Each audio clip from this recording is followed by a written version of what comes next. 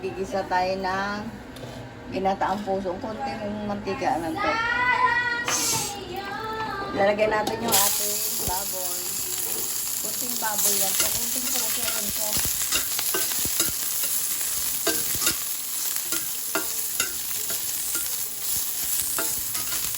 Diba? Para may lasa lang. Pagulgin na natin lagay yung ating bawang.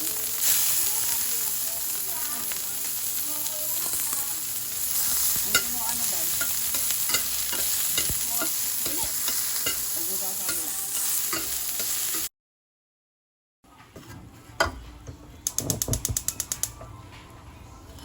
O, lagay na natin yung ating sibuyas kasi anong na, nagpula na yung ating baboy ng konti. Ayan.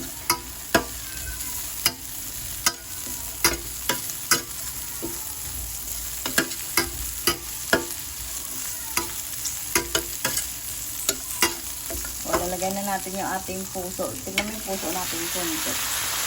Konti lang talaga. Parang gusto ko lang kumain ng ano. Ang puso.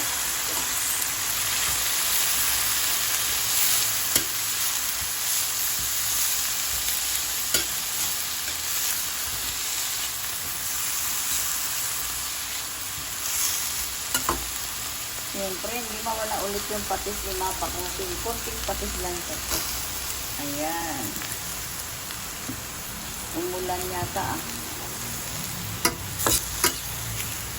Kunti lang yung ating puso. May nag-yelo ako na ano eh. Pangalawang piga, lagay nga natin. Balikan natin pag lumambot na yung puso.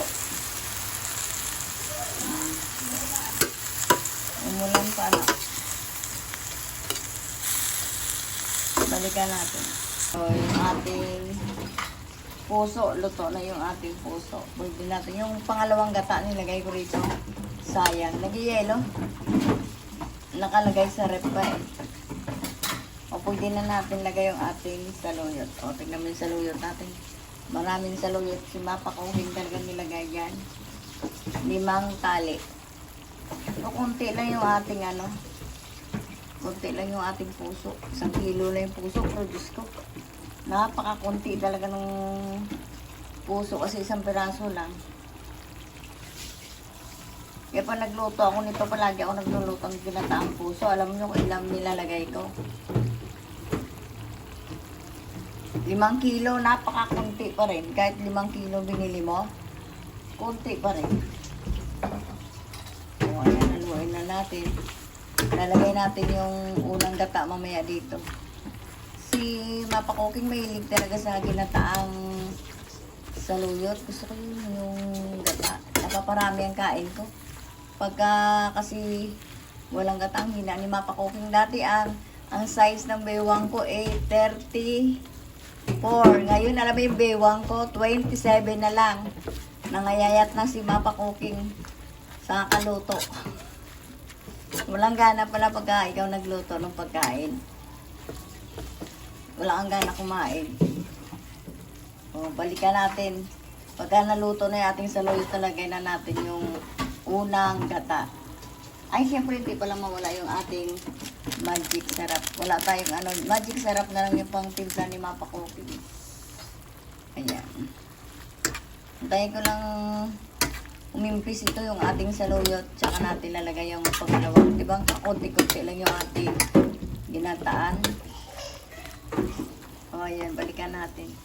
O, lalagay natin yung ating unang gata. Yung unang gata talagay na ni Mapa Cooking. And luto na rin yung ating saluyot. Ayan.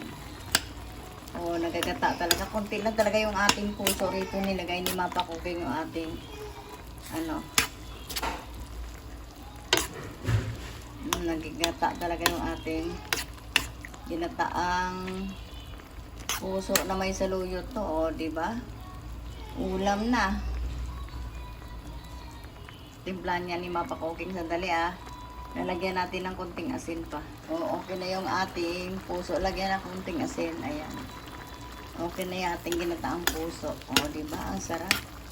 Ang gigitata sa gata. Ayan, may sili tayong ano dyan, panigang. Ayan. Tikman na nga natin. Okay na. Yung ating ginataang puso ni Mapa Cooking. Thank you sa nag-subscribe kay Mapa Cooking. Okay na. Like and subscribe. Thank you for watching.